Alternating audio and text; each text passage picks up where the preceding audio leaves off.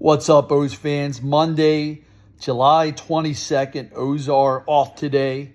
I'm doing a lot better. I'm on the mend. It's a slow progress, but pain-free now. I get my stitches taken out this Friday, and I'll be placing a different kind of a walking boot, and they're telling me the cast should come off. So pain-free now, which is the main thing, and I'm getting around doing most of the things that I want to do.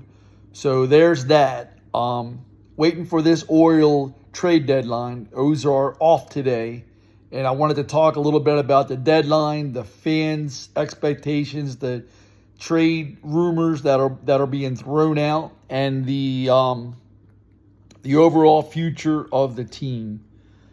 Fans get on Facebook, and we all do it. We get on there and we talk baseball. That's the beauty of social media. Everyone has an opinion, and most of us are going to be wrong, including me. I put my opinions out there like everyone else. And there are several schools of thought. One that I don't understand, though, are the fans that want to hold on to these prospects for years and years and years. I think part of it is that Baltimore as a sports town, particularly on the baseball side, not so much on the Ravens side, just has kind of a loser's mentality. We just want to be good at something and we want to be recognized. I almost feel like there's a segment of the fans that just want to be known as having the greatest farm system in baseball just so we could be the greatest at something. I personally aim the bar higher. I want to win a World Series. The Orioles won a World Series in 1983. I was 9 years old. That's a long time ago. 41 years is a long time. I couldn't care less right now about having the best farm system in baseball. I want to have the best team in baseball. I mean, don't get me wrong. I want to have a good farm system, but the time has passed for that. These guys, there's no room for a lot of these guys, and I don't understand the thought process of some fans. You know, we got to keep guys, and don't get me wrong, I'm not trading these guys like Mayo and Holiday and Basallo. I'm not doing that for Reynolds. I'm not doing it unless we get one hell of a return. Fans always look at what we're giving up, but they're not looking at what we're receiving. That's what you have to look at. Prospects are prospects. You don't necessarily know. You're talking about getting proven players back. These 3 years right here, that is your window. I'm not saying the window is not longer to be a playoff team. Mike Elias put the infrastructure in place for us to be a playoff team more years than we're not. I think going for 10 to 15 years. But I think the World Series window is right now. You're at an unprecedented time. The Orioles, I don't believe under Mike Elias the Orioles will ever be bad enough again to have as many prospects at one time than we do right at the moment. I just don't think that's the case. You know, this happened from all those losing years and the rebuilding years. I don't think there's another rebuild in the Mike Elias era. There may be a retool. I just think he set this organization up that we're going to be competitive every single year. But that's different than the World Series window. The World Series window is these next 3 years before we start paying our guys, before the arbitration raises happen. This is our World Series window, the next 3 years, and these are fleeting. Remember a couple years ago, the Toronto Blue Jays in 2021, everyone thought they were going to be the team of the decade.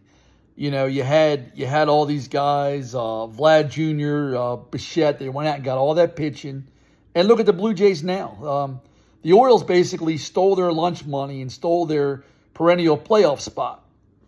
Now, they look like they need a retool. And it was just 3 years ago that, you know, they were going to be the team of the decade, them and the Astros. Obviously, the Astros, they virtually had a dynasty. But the Blue Jays, they fizzled out. I'm not saying that could happen to the Orioles, although it could. I'm just saying these times are fleeting. You can't just keep you can't just have the attitude, oh, we're going to be good for a long time. There's plenty of time. Let's stand pat. Let's next year. At some point, the present is now. You can't wait for the perfect year. This is the perfect year. Is next year going to be that much more perfect that you can make a move next year, the year after? You can't keep kicking the can down the road. Not just in baseball, but when you do that in life in general, life passes you by. You have to seize what you have when you have it. Sometimes you just have to go for it when it makes sense to go for it. There's not going to be a more perfect time than now for the Orioles to go for it. I think they're going to get the Skubal deal done. I think Elias is all in on this, and I think the Tigers are all ears. Reportedly they've flown some of their scouts down to Norfolk, and they're going to watch. They're going to scout some players. So, and that comes from pretty good sources.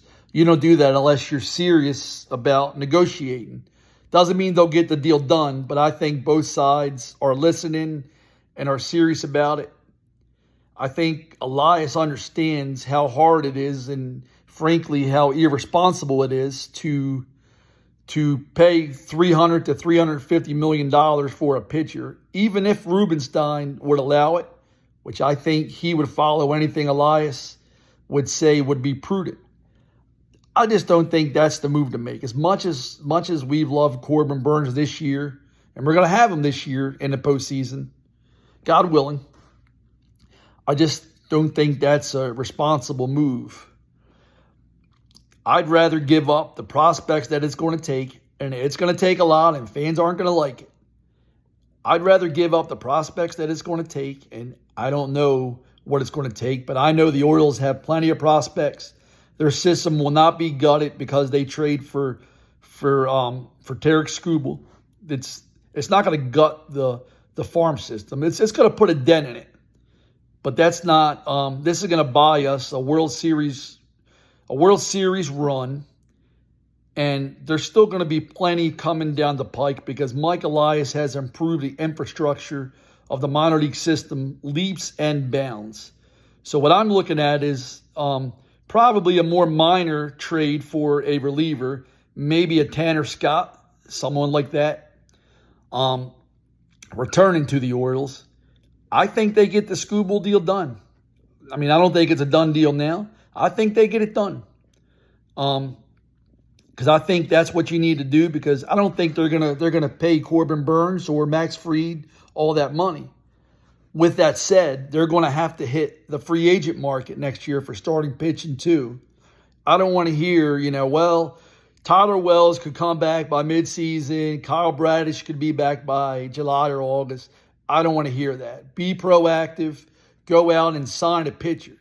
They can't afford the $300 million that it's going to take for Corbin Burnes, but I'm going to tell you what I would do. I think they should go out and sign like a Nathan Eovaldi type. You could get him for a 3-year reasonable deal. That's the kind of contract the Orioles could afford. They're going to have to go out and spend some money on starting pitching, even with the trade they're going to make this offseason, because you have to fill up a playoff rotation out. You can't go with all these number 5 starters the way you did this year, and I understand injuries were a big factor. If they miss on Eovaldi, which they should negotiate with him, I would reach out to Walker Buehler. Second year back from Tommy John is usually when pitchers get it back.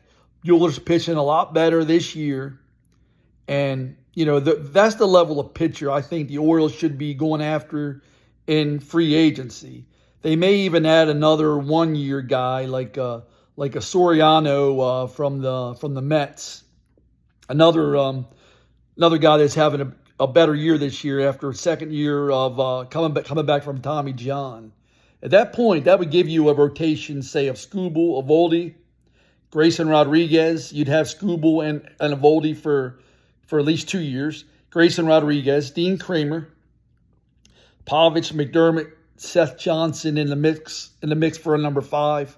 Although I'm expecting at least one of them to be traded, and that's that's a pretty good rotation. The year after, you're going to have Kyle Bradish that's going to come back in 26. All the while, you're going to have a maturing Grayson Rodriguez.